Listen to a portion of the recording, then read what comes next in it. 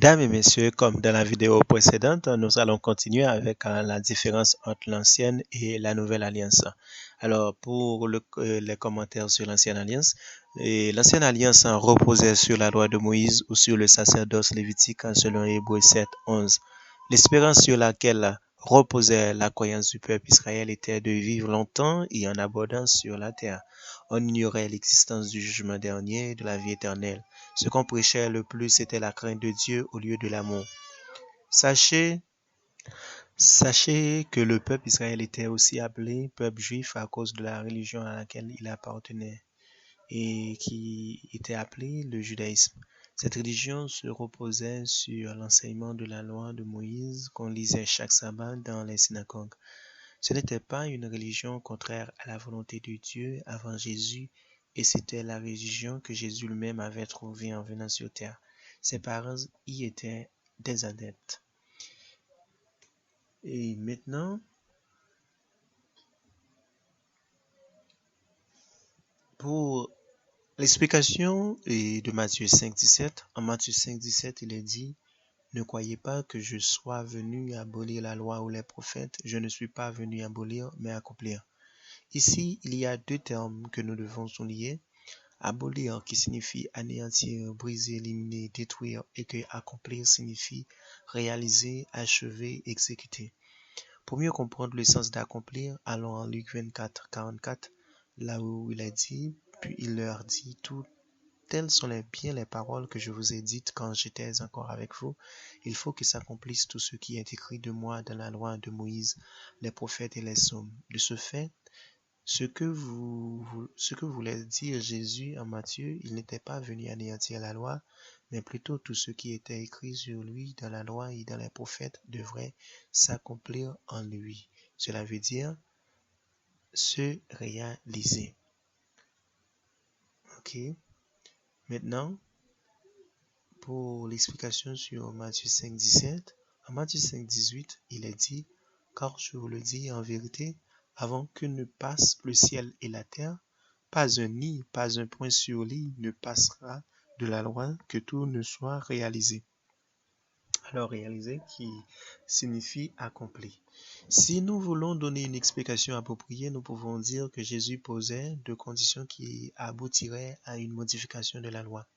Ces deux conditions sont afin que ne passe le ciel et la terre. Et deuxième condition, c'est tout ne soit réalisé. Souvent, nous demandons aux gens si la deuxième condition est déjà remplie et ils répondent non, car il s'agit de la fin du monde. Dans ce cas, nous pourrions déduire que la loi devrait rester telle qu'elle était avant Jésus puisque tout n'est pas encore réalisé. Jusqu'à nos jours, on pratiquerait encore la lapidation des pécheurs, on aurait encore l'observation du sabbat tel que Dieu l'a recommandé dans l'Ancien Testament. Pour les explications exactes, en Jean 19, 28 à 30, après cela, Jésus, qui savait que tout était déjà consommé, dit afin que l'écriture fût accomplie: j'ai soif. Il y avait là un vase plein de vinaigre. Les soldats remplirent une éponge et l'ayant fixée à une branche d'hysope, ils l'approchèrent de sa bouche. Quand Jésus eut pris le vinaigre, il dit: tout est accompli. Veut dire tout est réalisé, et baissant la tête, il rendit l'esprit. Nous voyons que la deuxième condition est remplie avant même la mort de Jésus. Donc cela ouvre la porte pour que la loi puisse avoir une modification pour qu'un nid soit enlevé de la loi. De ce fait, nous allons plus loin pour comprendre plus clair le travail de Jésus par rapport à la loi. La loi est abolie. En Éphésiens 2, 11 à 15, il faut prendre bien soin de lire ce passage de la Bible afin de pouvoir comprendre le grand travail effectué par Jésus à travers sa mort. Ce texte explique ce qui faisait la différence entre les païens et les juifs par la marque de la circoncision appliquée aux juifs. Les païens n'avaient aucun droit dans le monde des juifs. Ils ne faisaient pas partie de l'ancienne alliance. Ils n'étaient que des étrangers dans la cité des juifs. Jésus, avec sa mort, il a fait disparaître l'inimitié qui existait entre les peuples et a aboli la loi et toutes ses ordonnances. Il a unifié les deux peuples pour former un peuple nouveau. Maintenant, nous devons être en mesure de comprendre les caractéristiques du nouveau peuple de Dieu en Jésus-Christ.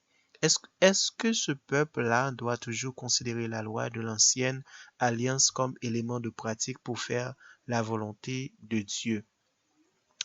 Que dit la nouvelle alliance sur l'ancienne? En Hébreux 7, 11, si donc la perfection avait été possible par le sacerdoce lévitique, car c'est sur ce sacerdoce que reposait la loi donnée au peuple, qu'était-il encore besoin qu'il parût un autre sacrificateur selon l'ordre de Melchisédek et non selon l'ordre d'Aaron? Car le sacerdoce étant changé, nécessairement aussi il y a un changement de loi. Dans le même chapitre, dans le passage 18, on dit, il y a ainsi abolition d'une ordonnance antérieure à cause de son impuissance et de son inutilité, car la loi n'a rien à la perfection, et introduction d'une meilleure espérance par laquelle nous nous approchons de Dieu. Maintenant, en Hébreux 8, 7 à 13, il est dit, en effet, si la première alliance avait été sans défaut, il n'aurait pas été question de la remplacer par une seconde, car c'est avec l'expression de blâme que le Seigneur dit à Israël, voici les jours viennent, dit le Seigneur, où je ferai avec la maison d'Israël et la maison de Juda une alliance nouvelle. Car c'est avec l'expression de blâme que le Seigneur dit à Israël, voici les jours viennent, dit le Seigneur, où je ferai avec la maison d'Israël et la maison de Juda une alliance nouvelle. Non comme l'alliance que je traitais avec leur père le jour où je les saisis par la main pour les faire sortir du pays d'Égypte, car ils n'ont pas persévéré dans mon alliance. Et moi aussi je ne me suis pas soucié d'eux, dit le Seigneur. En disant une alliance nouvelle, il a déclaré la première ancienne. Or, ce qui est ancien, ce qui a vieilli, est près de disparaître. Plus de question de mettre en pratique la loi ancienne. Cher ami, en 2 Corinthiens 3, 7 à 16, en 2 Corinthiens 3, 7 à 10, et Paul est en train de faire une comparaison entre les deux alliances. L'ancienne est considérée comme le ministère de condamnation, le ministère de la mort, en faisant référence à la manière dont on condamnait les pécheurs. Elle est très inférieure en gloire par rapport à la nouvelle. Elle était gravée sur des pierres en faisant référence aux 10 commandements. La nouvelle est considérée comme le ministère de l'esprit, le ministère de la justice. Elle est très supérieure en gloire par rapport à l'ancienne. La première est passagère, la seconde est permanente. Ayant donc cette espérance, nous usons d'une grande liberté et nous ne faisons pas comme Moïse qui mettait un voile sur son visage pour que les fils d'Israël ne fixassent pas les regards sur la fin de ce qui était passager.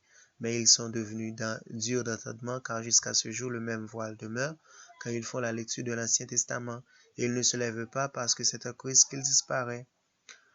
Jusqu'à ce jour qu'on lit Moïse, un voile est jeté sur leur cœur, mais lorsque les cœurs se convertissent au Seigneur, le voile est ôté.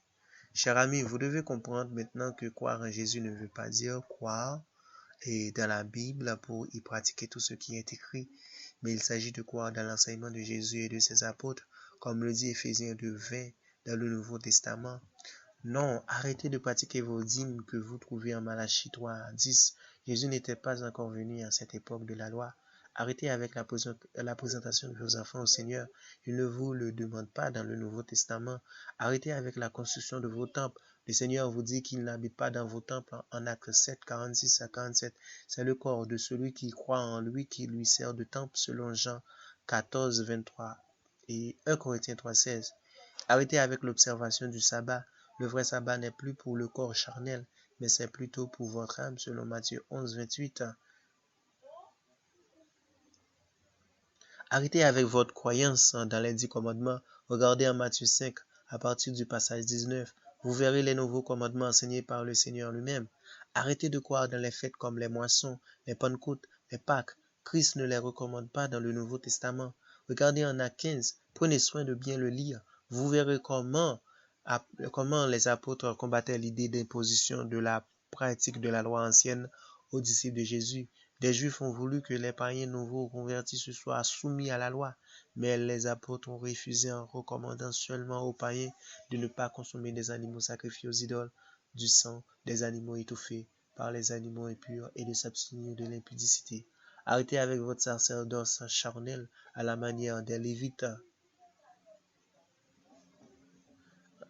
En Jésus, tout ce qu'un disciple doit suivre, cela doit être enseigné soit par Jésus ou ses apôtres, mais pas une tierce personne. Et c'est ainsi que l'Église peut se détacher du divin romain inventé par Constantin. Alors, c'était et tout ce que j'avais pour vous concernant la différence entre l'ancienne et la nouvelle alliance. Alors, dans la vidéo suivante, nous aurons soin de vous expliquer les différentes, les différents nouveaux enseignements que Jésus a enseignés, ainsi que ses apôtres à travers le Nouveau Testament. Surtout, on va vous présenter l'Église de Jésus-Christ. Alors, c'était vraiment, j'étais vraiment content de vous expliquer tout ça. Alors, je souhaite vous trouver dans la vidéo qui suit. Et je vous recommande de vous inscrire, surtout dans cette chaîne pour voir, et à chaque fois qu'il y a une vidéo qui est disponible, pour pouvoir accéder à toutes ces vidéos-là. D'accord? Merci et au revoir.